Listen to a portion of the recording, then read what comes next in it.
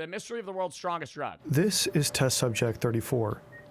She has just been given a substance often described as the most powerful psychedelic drug in the world.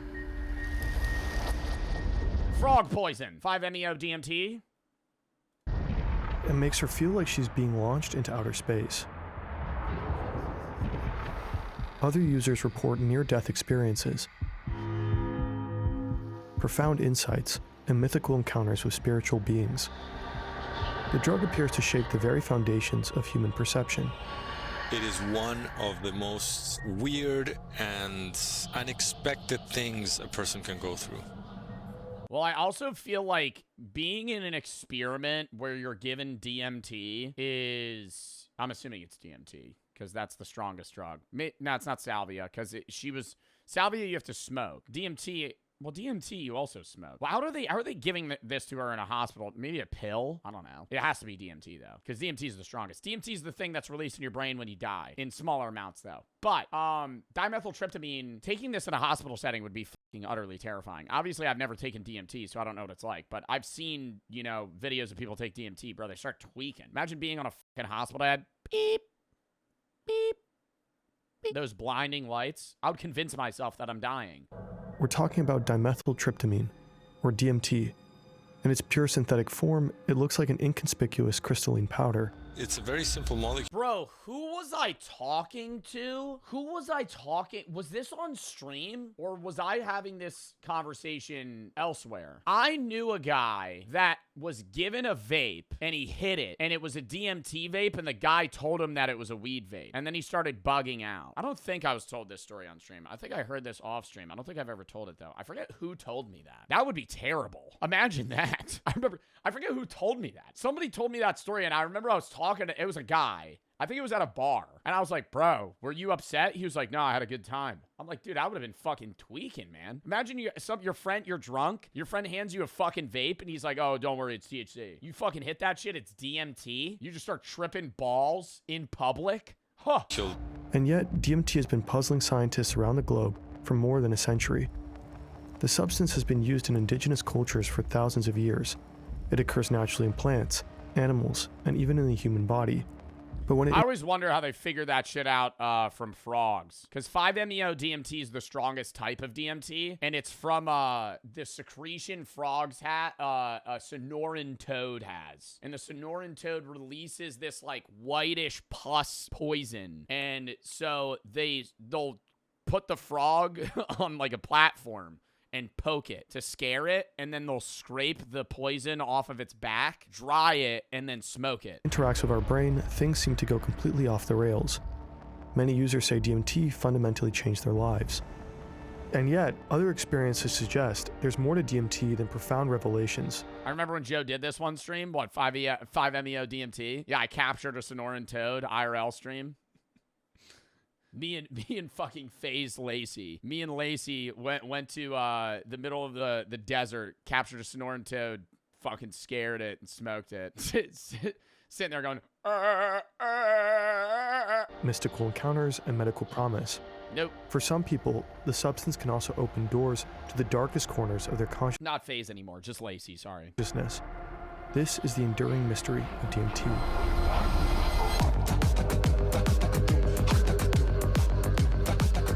Out of nowhere, what is this intro?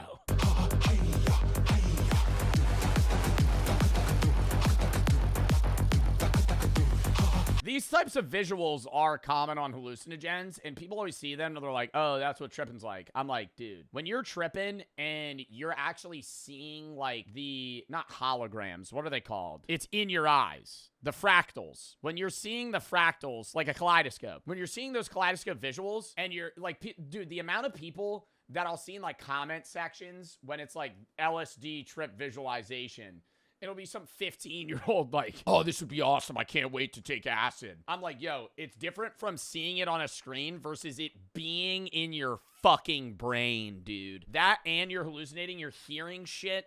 Everything's heightened. You're basically taking poison, right? Because you're fucking tripping balls, dude. If it's like, it depends if it's like psilocybin, because that's like bug poison. But I think this visual is supposed to be the guy that invented acid. That's a crazy story. Guy that invented acid took it on the way home from the lab. He rode his bike back and he was tripping balls. Imagine inventing acid and then being the first guy to take it.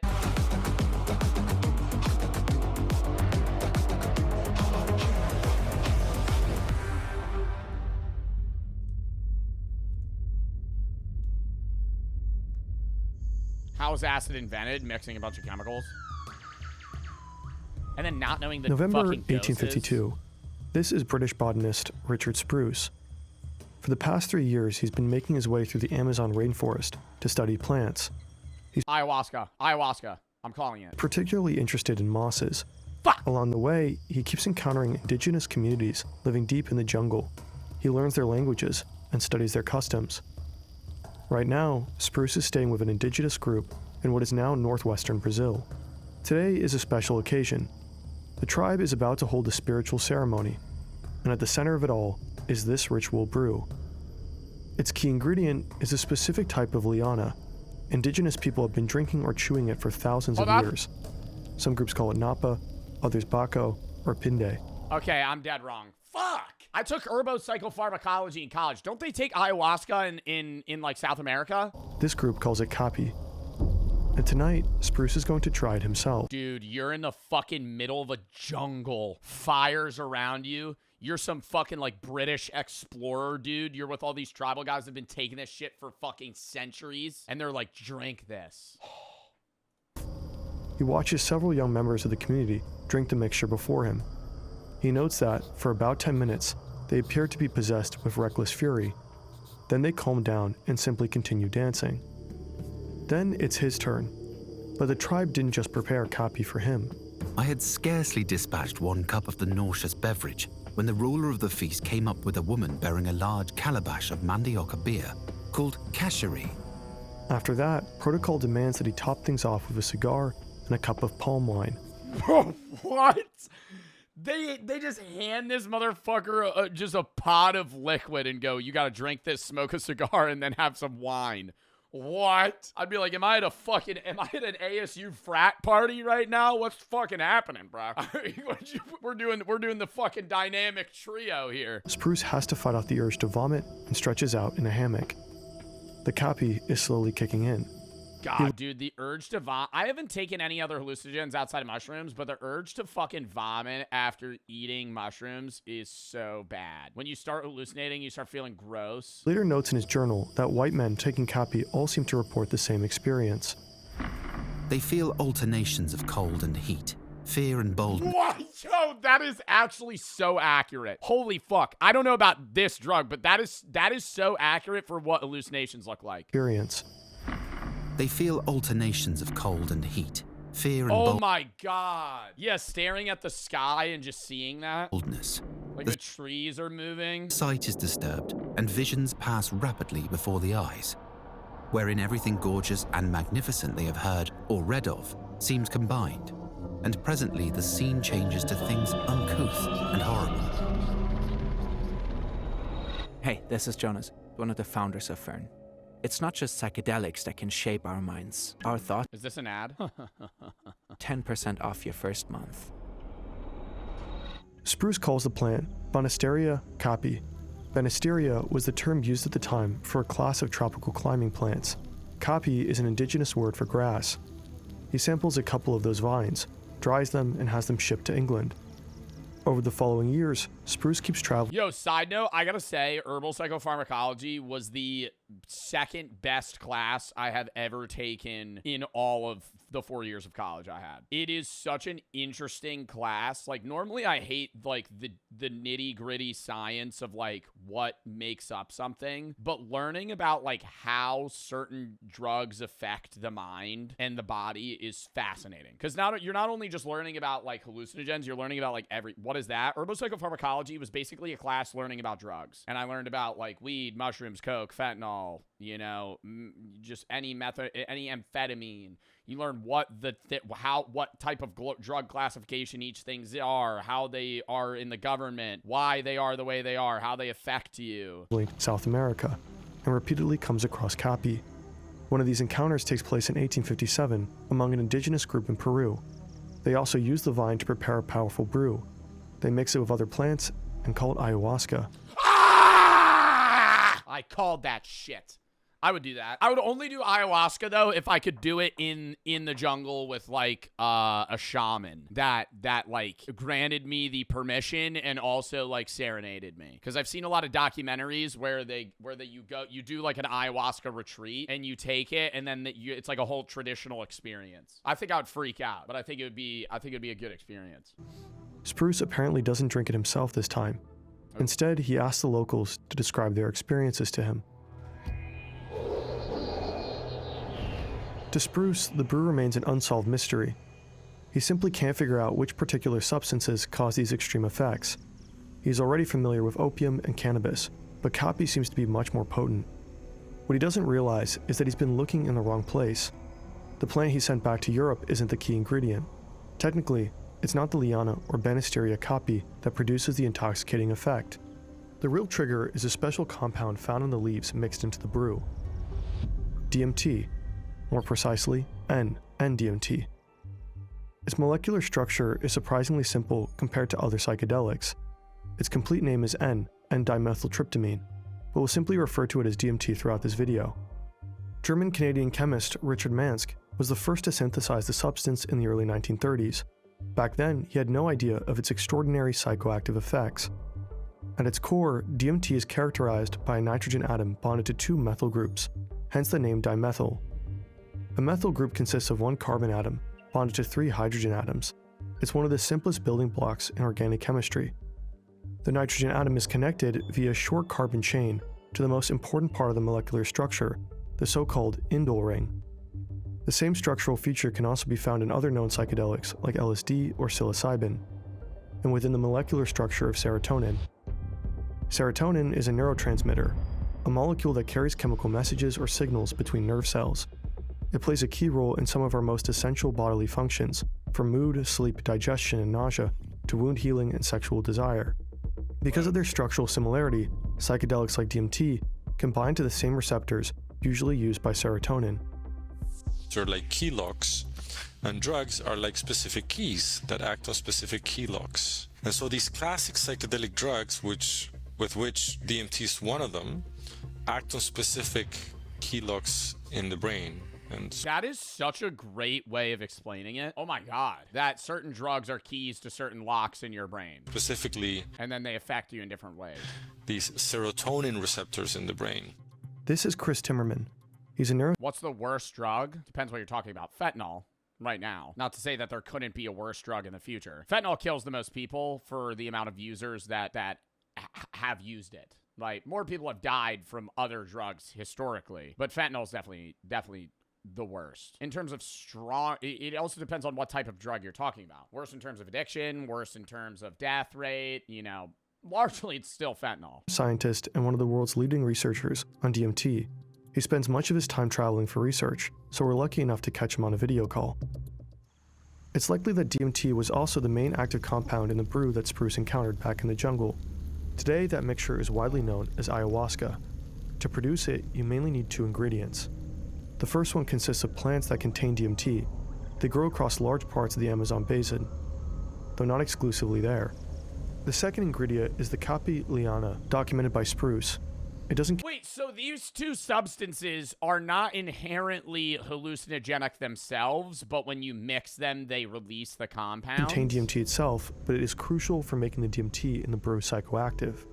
I wonder how they figured that out historically. Like, do you think that shit's by accident? Hallucinogenic mushrooms for sure. Like, imagine being the first Homo sapien to be like, ooh, a mushroom. Eat that shit, and you start tripping balls, bro. I mean, that's like a theory on how a lot of religions are made, is because most people historically have taken hallucinogens without knowing it and then seen shit that they think is supernatural. But yeah, trial and error, maybe if they're trying to figure out something. I think like that's how they determine what's bad and good in terms of, what's going to kill you plant-wise. Like, people eating mushrooms, some mushrooms kill you, they avoid those. Some mushrooms are just good to eat, and then some are for, like, rituals and then just, getting high. But in terms of, like, ayahuasca, I feel like it had to be, like, accidentally these things were mixed together. Somebody was hungry and ate it, and then they tripped balls and went, that makes me, bug out. Mixing and boiling the two together produces the psychedelic plant drink known as ayahuasca.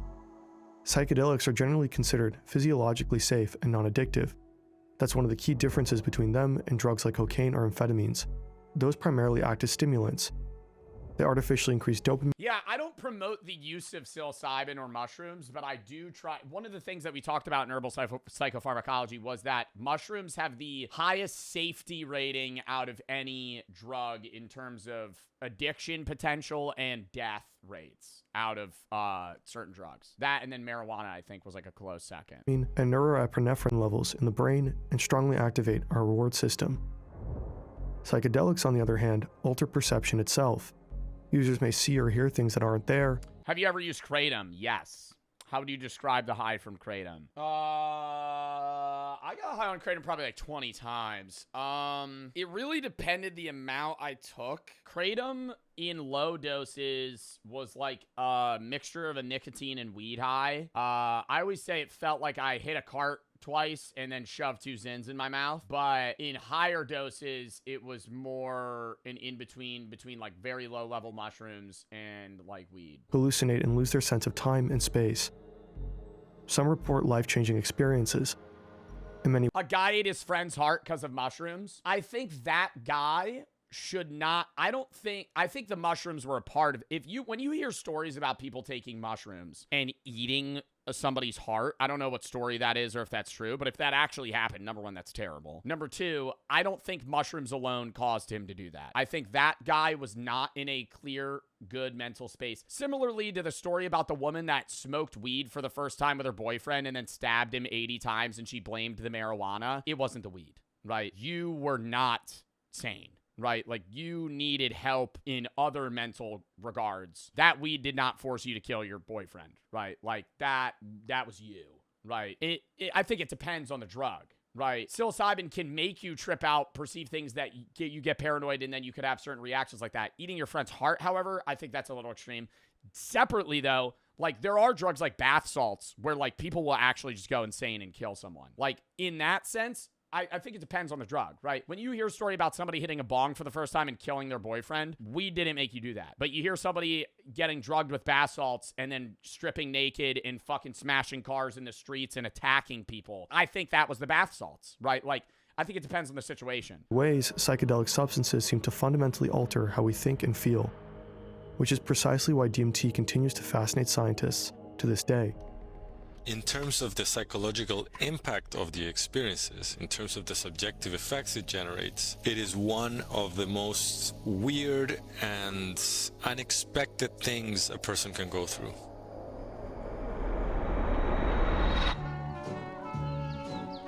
Oh my God, is this gonna be the story about how acid was made? I love hearing this. Because what a crazy thing, dude. Just being a scientist, you make acid, you fucking take it, and then drive home. April 19th, drive home, fucking ride your bike 1943, a bike path near Basel in Switzerland. This is Swiss chemist Albert Hofmann.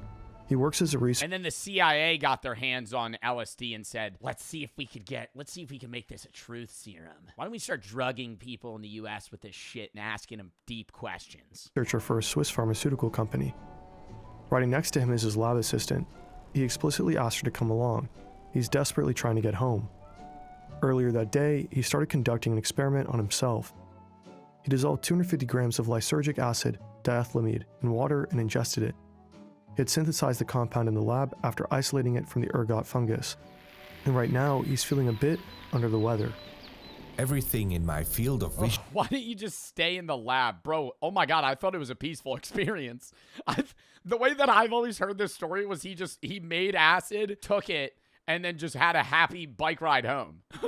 This is making it feel like a doom trip. This guy's asking his assistant, you need to get me. I need to go home. I need to get back. Everything in my field of vision wavered and was distorted as if seen in a curved mirror.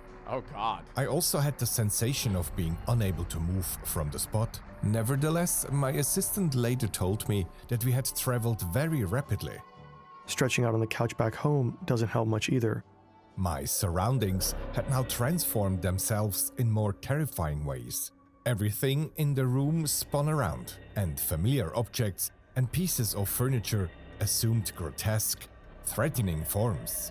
They were in constant motion, animated as if driven by an inner restlessness.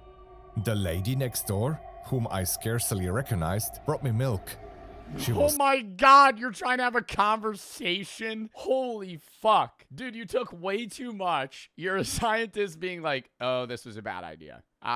This was a bad idea. I should not. 250 UGs? I don't even know what an average dose of acid is. What's an average dose of acid or LSD? The usual range for psychedelics effects starts at 20 and ends at around 200 UGs. So he took way more than that. A typical dose is 50 to 200. Oh my god. He took 250? no longer Mrs. R, but One tab's around 100. appeared instead as a malevolent, insidious witch wearing a colored mask. Albert Hofmann has just embarked on the world's first LSD trip. He has no idea what the substance does. He believed 250 micrograms to be prudently safe dose, but it turns out to be extraordinarily potent. And now he fears he may lose his mind. Why did he not start lower, you know? Like, if you're the first, if you haven't tested this on anything, and you're, like, because this guy's obviously really fucking smart. Yeah, why did he start at 250? Like, I know 250 micrograms is so little, but I'm saying, like, why not start at, like, 10 and just be like, let me see if I feel anything. He probably thought, okay, to be fair, there's no baseline. So 250 micrograms, he probably was like, I might not even feel anything. A few hours later, the effects slowly begin to soften. The trip becomes more pleasant. As he steps out into his garden after a spring rain, it feels as though he's seeing everything for the very first time. Everything glistened and sparkled in a fresh light. From that day on, Hoffman is convinced that this tiny molecule holds enormous power, that it could someday be of great value to medicine and psychiatry. His discovery jumpstarts the entire field of psychedelic research. Hoffman inspires many other scientists to follow his lead. And in the 1950s, he becomes... Well, and wasn't acid briefly legal in the United States? Yeah, acid was legal in the United States for the first half of the 1960s. Like, your grandparents could have just gotten acid and done it, and that was perfectly legal. Largely unregulated until 1966. becomes the first to isolate the psychoactive compound. Oh my god, what is that, like, fucking famous ass, not Burning Man, what was that famous ass concert that everybody went to? Woodstock. When was Woodstock? 1969. Because I know there's, like, pictures of people acid. Yeah, it's somebody's gramps selling acid tablets for $1 at Woodstock. Psilocybin from psychedelic mushrooms. That's another major milestone. But psychedelic research also turns its attention to DMT. Scientists discover more and more plants that contain the substance. To date, it has been found in at least 50 different plant species. DMT has also been found in mammals like rats and rabbits. In the 1960s, a German researcher team even found traces of the substance in human blood. Shortly after, US Nobel Prize-winning scientist Julius Axelrod provided evidence that DMT occurs naturally in the human brain. It's even considered endogenous, meaning our own bodies produce it naturally. There's a saying that says DMT is everywhere, and it is also found in the human body and in a lot of mammals' bodies as well. Throughout the 1960s, scientists keep isolating DMT in humans, animals, and plants. And meanwhile, psychedelics are starting to seep into popular culture. How often have you taken LSD? This is the Beatles? 4 times. The swinging 60s are the peak years of the hippie movement and psychedelics like LSD. The Cultural Revolution is fueled by activists, intellectuals, and artists alike. One of them is Terence McKenna. He is just studying at Berkeley. He's 18 years old and has already done his fair share of experiments with psychedelics like Terence LSD. McKenna. Why do I know the name Terence McKenna? I'm going to take a wild guess. Who was the father of penis envy? I think that was Terence McKenna. He's the Beatles. Who invented penis envy mushrooms? Terence McKenna. Wow, I know my history on herbal psychopharmacology. That's kind of sad. But what he is I'm going to say it's cool. about to experience tonight will eclipse everything he has ever felt. A friend has come to visit and brought this white crystalline powder. He claims it was stolen from a US Army chemical research facility. It's DMT. And for the first time in his life, It means you learned? Yo, actually. Like, that's proof, bro. If you have an interest in the class, you'll remember the info. young Terence McKenna is about to smoke it. I had this hallucination of tumbling forward into these fractal geometric shapes made of light, and then I found myself in the equivalent of the Pope's private chapel. And there were insect elf machines proffering strange little tablets with strange writing on them. These self-transforming machine elf creatures were speaking in a colored language which condensed into rotating machines that were like Fabergé eggs. All this stuff was so weird and so... Like, I know it's hallucinations, but I always wonder what makes those appear. Like, why is he seeing that? That's why there's people that actually believe there's, like, another dimension that you could see on DMT. Because it's like, where is your brain coming up with this random shit? Alien and so un-Englishable that it was a complete shock. I mean, the literal turning inside out of my intellectual universe. It's like being struck by noetic lightning. The experience completely changes McKenna's view of life and reality. He becomes convinced that there is another secret world, one we normally can't see or access. He drops out of university to chase this mystery. He travels to Nepal to meet Tibetan shamans. He works as a professional butterfly collector in Indonesia, and he ventures deep into the Colombian jungle. Sick ass job. What? Professional butterfly collector? Fire. That is a sick career. You just walk around and you collect butterflies. Ventures deep into the Colombian jungle with his brother and 3 friends. McKenna's description of the so-called machine elves becomes a cultural reference. Countless DMT users later report encountering mystical entities that closely match what he described. There's a lot of people that say they, I've seen like a few stories where it's like 2 friends both take DMT and they both meet the same person in their trip without ever talking to each other about it. He dies in 2000, leaving behind an extensive audio archive with over 500 hours of theories on psychedelics and spirituality. A drug like synthetic ayahuasca, pharmawaska, do people realize this is the same thing as has been taken for thousands of years down there? Do they realize its role in shamanic healing? By the late 1960s, authorities began cracking down on the widespread drug use in the U.S. Well, I mean, if I was to say where I got it from, it's illegal and everything, it's silly to say that. In 1966, California and Nevada become the first states to outlaw the production, sale, and possession of LSD. 2 years later, the drug is banned across the entire country. I just think the whole U.S. federal drug classification is so stupid because there's so many drugs that are much more illegal than others, and the harm of that drug is not even equivalent. Let me look up U.S. drug classifications. Drug scheduling. There's 1 through 5. Schedule 1 is drugs with no current medical use with high potential for abuse and addiction. And then 5 is low potential for abuse, right? So like 5 is not that bad. 1 is really bad. Schedule 1 drugs include marijuana. Ah! I was ready. Did you see that shit, chat? You got me a present? A Michael Scott Funko Pop. No fucking way. We gotta add it to the collection. People are gonna get real upset that I open this. And it'll be worth something one day. Don't care. Why is he in a straight... Oh, it's when he did the... I was gonna say, why is he in a straight jacket? That's sick. Put him there.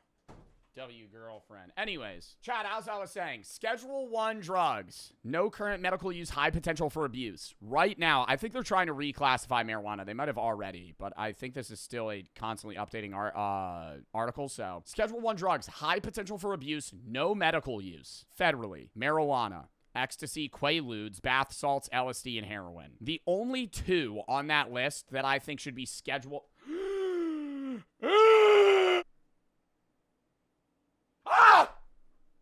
Hold up. Fucking hate those bugs. The other day, I was talking about how those are my least favorite bugs. And they fucking pinch you. Dude, where the fuck did that dude even come from? He was just crawling. He was crawling on my desk. Anyways. Oh my God. I keep getting interrupted. The only 2 on that list that I understand being Schedule 1 are, well, quaaludes you can't even really get anymore in the U.S., but heroin and bath salts. Schedule 2, methadone, Demerol, Vicodin, OxyContin, fentanyl.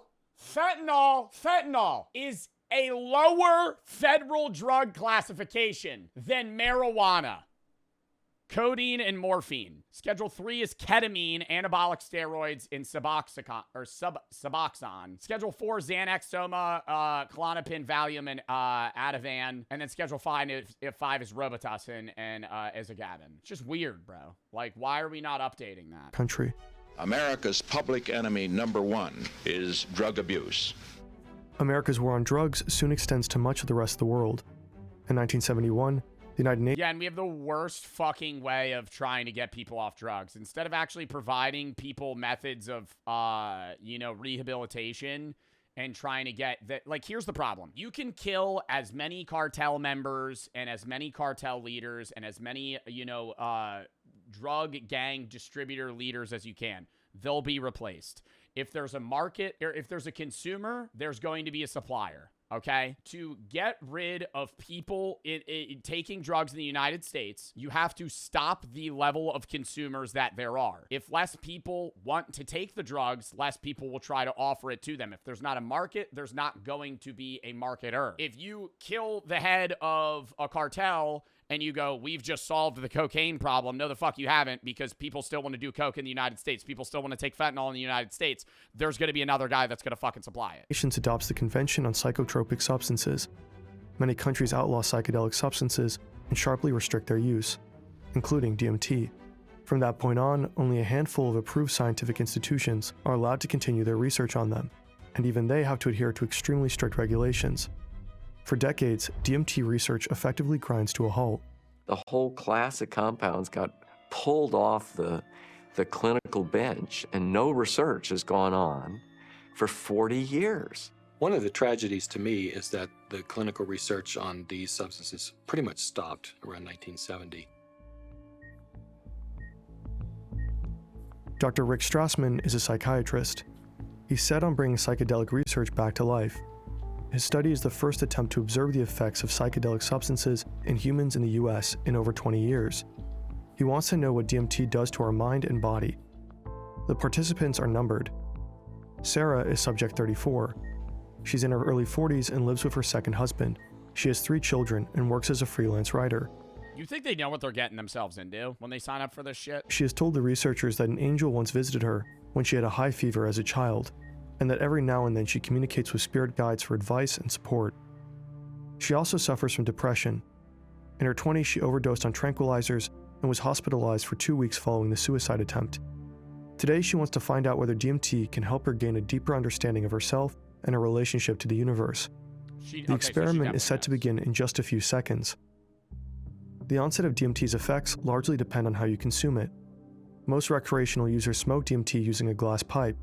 This makes the effects kick in extremely fast, usually in under 1 minute. The peak experience tends to last only a couple of minutes before wearing off. The smoke tastes unpleasant and can trigger coughing fits. Another substance closely related to N and DMT is called 5-MeO-DMT. Yup. That's what I was talking about, bro. They set people off that frog venom. This YouTuber smoked it for one of his videos. Others try to consume it like this. 5-MeO-DMT occurs naturally in secretions of the Colorado River toad. A common misconception is that licking the toad will get you high. It won't, and it can be extremely toxic. Most research today focuses on synthetic 5-MeO-DMT. It also kicks in very fast and strong, but tends to produce far fewer visual hallucinations than N and DMT. DMT can also be snorted. In that case, the effects take a few minutes to kick in, but the trip also lasts a bit longer. Ayahuasca usually contains the highest dose of DMT. The effects begin after around 45 minutes and can last several hours. But the brew is tough on the stomach. Many people have to throw up during the trip. 2 things are paramount for a pleasant DMT experience. Set. I don't think throwing up is set. It's gonna be set and setting is what he's gonna say. Set and setting. Yeah, have this ayahuasca. Okay, maybe I wouldn't take ayahuasca if I'm guaranteed gonna vomit. I feel like that would make the experience so much worse. It's called purging. Honestly, maybe it would feel better because you'd feel gross and then you'd throw up and you'd probably feel so much better. And setting. The right your trip would probably get better. Mix of emotional stability and soothing surroundings. Experts recommend a calm environment where users feel safe and are able to lie down comfortably. Mixing substances can be extremely dangerous. Some users avoid alcohol, masturbation, and watching the news before attending an ayahuasca retreat. But not even the best preparation can guarantee DMT won't produce what many call a avoid masturbation and watching the news. What? bad trip. What? Some users online describe experiences that leave them shaken for days, with flashbacks to vivid hallucinations of falling or flying through tunnels, and encounters with frightening beings. The news can be bad. No, I get more of the news. I'm like, what the fuck does jerking off have to do with a good or a bad trip? Psychedelics can also worsen existing mental health issues. People who suffer from psychotic disorders or are mentally unstable should not take them. Yeah, if you're like predisposed for like schizophrenia or other mental disorders, you shouldn't. In general, DMT should never be used without professional guidance. Sarah's experience will be guided by Dr. Strassman. In clinical settings like this one, DMT is administered via IV injection. It hits almost instantly. Sarah has previously been given a low introductory dose to see how her body reacts to the substance. Recreational users are advised to start with similar test doses. Sarah's low dose experience has been pleasant and relaxing. Now she's about to receive 5 full doses. She will go on 5 consecutive— What? So we're jumping from 0.05 to 5 full? What happened to the slow climb? We're just gonna be like, all right, well, you didn't die. trips. After each one, Strassman will let her come— Wait, she's gonna trip 5 times in a row? Test doses. Sarah's low dose experience has been pleasant and relaxing. Now she's about to receive 5 full doses. She will go on 5 consecutive trips. After each one, Strassman will let her come down to check in with her. She's all set. Yo, I feel like you could like lose your mind though, low key. Like I know it's supposed to be good in some points for like finding yourself, but like she's gonna trip, come down from the trip, and then they're gonna interview her and immediately put her back in. Sarah can feel the cool touch of Strassman's hand, and she's trying to count her heartbeats. I got to 3 beats. Then there was a sound, like a hum that turned into a whoosh. And then I was blasted out of my body at such speed, with such force, as if it were the speed of light. The colors were aggressive, terrifying. I felt as if they would consume me. As if I were on a warp speed conveyor belt heading straight into the cosmic, psychedelic buzzsaw. I was terrified. I felt abandoned. I'm completely and totally lost. I have never been so alone. I was scared, but I kept telling myself, relax, surrender, embrace. It was all flashing and whirling lights. I was rather disappointed. Here I'm expecting this profound spiritual experience, and I get Las Vegas. But then, before I had much time to be disappointed, I flew on and saw clowns performing. They were like toys or animated clowns. I had the overwhelming urge to laugh. I was kind of self-conscious about it at first, but I couldn't contain That shit would not make me laugh, bro. If I saw clowns while I was tripping, that would make things so much worse. myself, and I laughed out loud watching those clowns. Suddenly, a pulsating entity appeared in the patterns. It sounds weird to describe it as Tinkerbell-like. It was trying to coax me to go with it. At first, I was reluctant. I did want to go with it. I could tell the drug was starting to wear off, and I wasn't high enough to follow it. I told it I can't go with you now. See, they want me back. It didn't seem to be offended and, in fact, followed me back until I sensed it had reached its boundary. I felt like it was saying goodbye. Sarah needs a short break. The start of her trip has been especially intense. That's something Timmerman hears from many of his own participants. People can feel, especially at the beginning of the experience, that they're being launched from a rocket, as if they're like going into outer space and they're in a rocket. And so there's a strong feeling of energy and vibrations in their body. They are interacting with beings, spirits, entities, jesters, clowns, a range of different ways in which people see these beings that interact with the participants, that they engage with them, invite them to something, to communicate, and so forth and so on. Encounters with such beings seem to be a common experience in many DMT trips. For one of his studies, Timmerman analyzed nearly 4,000 DMT experiences posted on Reddit. Almost half mentioned similar entity encounters. In a 2021 field study with 36 participants, almost everyone reported an encounter with some sort of sentient being. But how do these encounters actually unfold? That's what Baltimore's Johns Hopkins University asked over 2,500 DMT users. Yeah, like what in your brain is making you interact with these things? A lot of people would say it would be like another universe that you're like breaching into, but I feel like largely they're trying to figure out like what scientifically is going on in your brain that's making you produce these visuals of like literally like a conversation you're having with yourself, but you don't control what the other thing is saying. In an online survey. Yeah, it's like a consciousness personified. I would assume it's like an awake dream state, you know? Like when you're dreaming, you are interacting with other things, and those things are interacting with you. You feel as if you're in control of yourself in the dream, even if you're not lucid dreaming, you're kind of like controlling your interaction. But the alternative or the ulterior people around you, you don't. I would assume it's that, but just amplified, because you're conscious while it's happening. First question was about the primary senses involved in the encounter. Most participants reported seeing them, and more than half described hearing them. About a third said they could touch them, while some could even smell or taste them. A whopping 85% described their encounter as extrasensory or telepathic.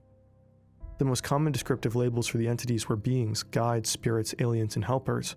Less common labels were clowns, demons, gnomes, monsters, or devils. Dude, I would be the 2%, man. I'd see Lucifer himself. As to the emotions involved, most participants reported feelings of love, trust, and joy. Only a minority experienced fear. 11% believed they had encountered religious figures. Well, I feel like you could have both. Like, you could experience fear and love within the same trip. 11% believed they had encountered religious figures, meaning some people think they saw God in these beings. This is what some of the research has found, and some people have reported that. And it is interesting because, I could so see myself, like, signing up for one of these experiments, and everybody around me being like, I saw God. It's just a great experience. It was so eye-opening. And then I'm tripping, and I just see, like, Big Chungus. And, like, like, me and Big Chungus go to, like, a mediocre, like, water park together or something. Like, we have, like, a very mid experience. It's like, I'm like, oh, I'm really hyped. I think I'm gonna see God. And then it's just, like, you know, just the most lackluster. I see Sonic, but me and him are just going to, like, Spencer's, and we're going to Spencer's, just strolling the store, some shit. And I'm like, damn, dude, this is kind of lame. He's like over explaining things to me. Big Chungus is trauma dumping on me, right, in mid trip, and I'm sitting there like, damn, bro, that sucks. Yeah, bro. Yeah, like, I'm trying to, like, figure out my own shit, you know. Way God is a personification of these spiritual or mystical like qualities according to certain religions, and it seems that DMT stimulates those sort of experiences. DMT appears to have a significant impact on people's religious beliefs and their sense of spirituality. This study surveyed users who reported so-called God encounter experiences during psychedelic trips. 25% described them as atheists before their trip, meaning they didn't believe in God. Afterwards, their number dropped to just 7%. Among ayahuasca users, atheist identification declined from 12 to 3%. I wonder if those people have taken mushrooms previously. I wouldn't say that I'm an atheist. I would say when I've tripped, I have felt like an overall welcoming love from the universe, but I would say that's more attuned to the universe than a specific religion. Like, I could believe in a God. I don't believe in any organized religion. Sarah, too, is... That's why I would say I'm agnostic. Like, I don't believe in any monotheistic religion. For sure. But, like, I could get behind the idea that a God exists. Deeply moved by these encounters. She's about to receive her final injection. I went directly into deep space. They knew I was coming back. They told me there were many things they could share with us when we learn how to make more extended contact. Again, they wanted something from me, not just physical information. They were interested in emotions and feelings. I told them, we have something we can give you, spirituality. I guess what I really meant was love. I tried to figure out how to do this. I felt a tremendous energy, brilliant pink light with white edges, building on my left side. I knew it was spiritual energy and love. They were on my right, so I reached out my hands across the universe and prepared to be a bridge.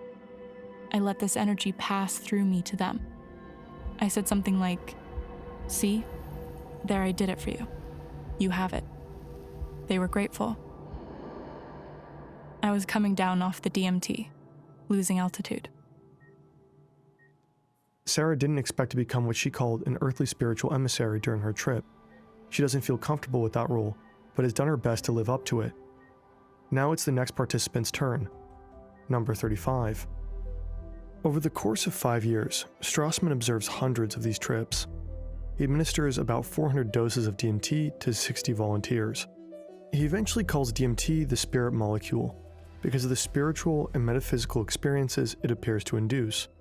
Strassman's work in the 1990s was groundbreaking research, but it also raised more questions than it could answer. Since then, many neuroscientists have picked up where he left off. So what's actually happening inside our brain when we take DMT?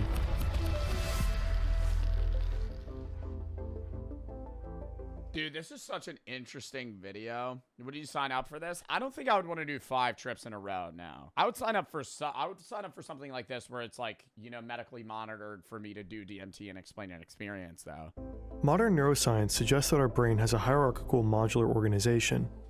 Modular means that certain nerve cells work together in different types of clusters or brain networks, specialized in specific functions. There appears to only be a limited amount of communication between these networks. Hierarchical means that higher order areas, like the prefrontal cortex, collect signals from different areas across the brain to coordinate appropriate responses. But that entire organization seems to pretty much collapse when our brain is on DMT. The key players here are these special serotonin receptors. They determine how sensitive neurons react to incoming signals. That in turn impacts how information is transmitted and processed within and across brain regions. When DMT binds to these receptors, the brain's usual top-down control mechanisms become less effective. It's like the neurochemical reins come off. One of the experts we talked to thinks DMT makes the brain become more democratic. Another calls it anarchy. Either way, the brain suddenly enters a state in which far more areas communicate with each other than usual. Scientists call this global hyperconnectivity. It's completely different from how the brain normally operates. But how does this explain these extremely vivid hallucinations? Why do some users feel as if they're entering an entirely different reality? One explanation, like a part of your brain, like I feel like it has to be related to like dreaming. Like a part of your brain that's active when you're asleep more so and more connected is like awake while you're awake, and that's not normal. Is that the brain sort of disconnects from external information. In this paper, Chris Timmerman proposes that DMT disrupts the brain's normal way of processing sensory input. The technical term is functional deafferentation. It's a state of disconnected consciousness. We're disconnected from the external environment individuals feel. Instead, the brain shifts into a completely new state, a kind of internal simulation. They report that they are in an immersive world of experience. But where does this other world come from? One clue to unravel this mystery could be dreaming. All those weird things that happen in our dreams seem similar to what people describe on DMT. They are disconnected. But you're so much more conscious. You're disconnected from the external experience, right? Like you're not seeing like your eyes could be open, you're on DMT, you're not even seeing what your eyes are seeing. Like you're just witnessing your own trip itself because you're basically awake dreaming. From their immediate environments and their own brains, and the organism as a whole is reconstructing an alternative world of experience. It's very similar to what happens during DMT experiences. Timmerman and colleagues found that the strongest rhythms of theta waves in the brain correlate with the peak of a DMT trip. The same patterns are found during REM sleep. He writes that a DMT trip is like dreaming with your eyes open, except that DMT trips are usually far more intense and vivid than normal dreams. Neuroscientist Andrew Gallimore has a theory about why that is. In our dreams, the brain sort of rebuilds our real-life experiences, drawing on established patterns of information. But on DMT, those familiar templates come undone. Everything becomes more open, chaotic, and unpredictable. It's like you're seeing the world anew, like you've never seen it before. Your brain, you haven't decided what you're seeing. And coupled with this increased sensitivity to sensory information, the world becomes transcendent. It becomes much more vivid. Which brings us to one of the wildest DMT experiences of all, encountering spiritual entities or sentient beings. There are different theories about these types of encounters. One study examined how these two brain regions behave under the influence of DMT. These areas are essential for recognizing social cues and processing the emotional dynamics of human interaction. So when we have our normal experiences and we interact with our partners or co-workers, our sons and daughters, these same systems also start engaging in the brain. In turn, these areas become active when we try to understand someone else's thoughts and feelings, or more specifically, when we try to distinguish their mental state from our own. So right now we're working with a hypothesis based on what we found, that in essence what DMT does, it engages parts of what we call social cognition, the ways in which we build up our relationships in the world. In the hyperconnected DMT brain, these two regions engage far more intensely with each other and with other areas.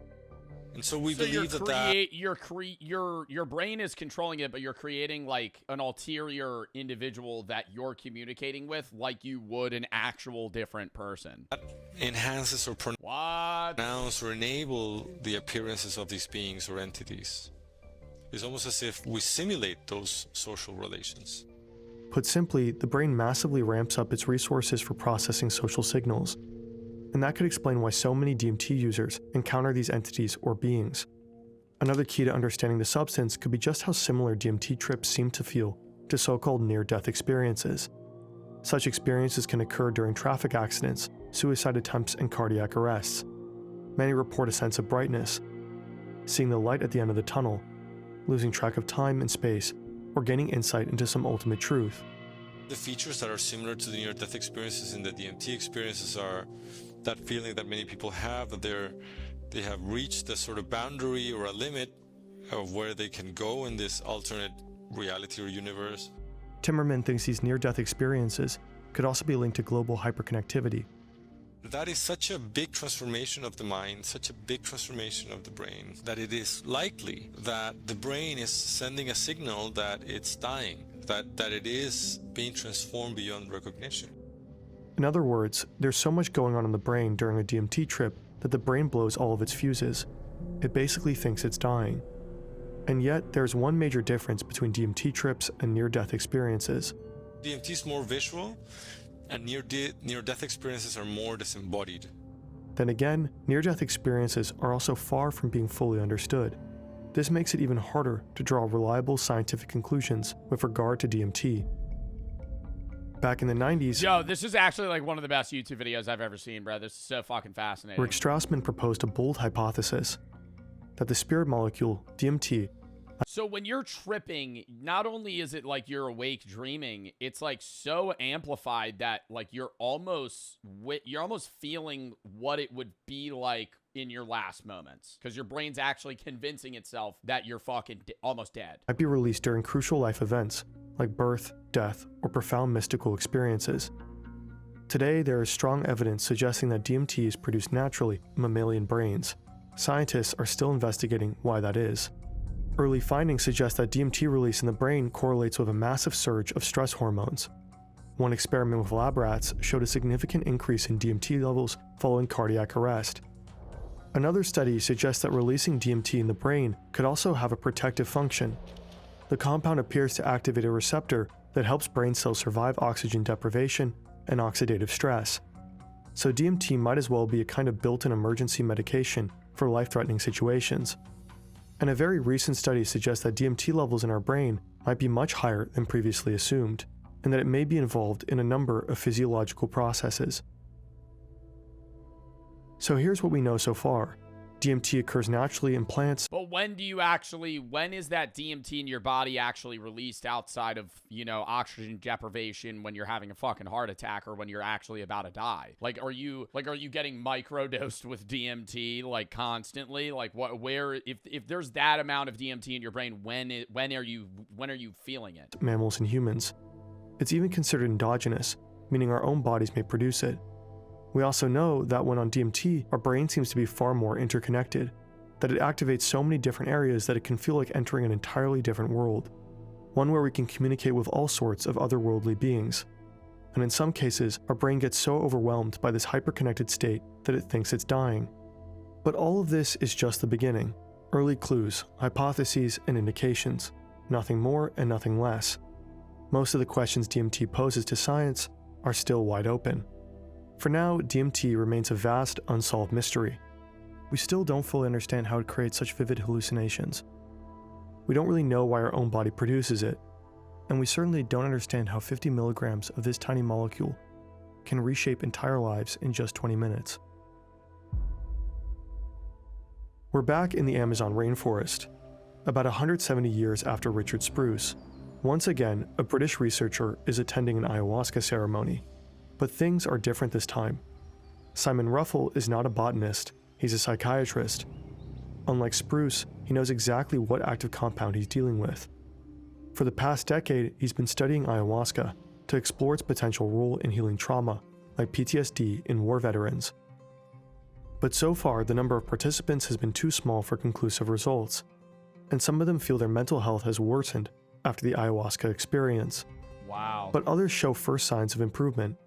In some participants, Ralph has observed significant reductions in depression and anxiety outcomes. Timmerman has seen similar indicators in his own research. His theory: depressed individuals tend to think that they are worthless individuals, that they are unlovable, for example. They adopt beliefs that are no longer useful for them. What DMT does, it acts on these brain mechanisms that are related to that sense of self, and they... Oh my God. And so you've built this idea that like you're unlovable, your life sucks, and that'll never change. And so that DMT removes that linear line of thinking, and you could rebuild the way that you perceive your own life. Dynamically can... and then literally come out of it entirely different. change it in a lasting way. Some studies suggest that meditation and other mindfulness-based practices could offer positive effects that are similar to those of psychedelic experiences. Yeah, people that are really good at meditation and like long-term deep meditation do report that like they experience time dilation and hallucinations similarly. One of my philosophy professors, the one that was from Korea that taught me about Buddhism and Chinese philosophy in general, or just Asian philosophy in general, was really into meditation. And he told us that he would meditate for hours on end and it would feel like weeks. But research on that is also just beginning. Chris Timmerman will continue to explore DMT's medical use, but he's also looking to unravel an even bigger mystery: human consciousness itself. I'm particularly interested in using DMT to help us understand how we construct our usual worlds of experience. He's chasing the same secret that made Terence McKenna set out about 60 years ago. The world that we see out there is not necessarily the same world that is truly out there. We as human beings, our brains construct that world. I'm interested in using DMT to help us understand that construction. What and how we map everything that we understand, because the world in the way that we perceive it is not actually the way that the world is. It's the way that our mind perceives it to help us survive. Wow.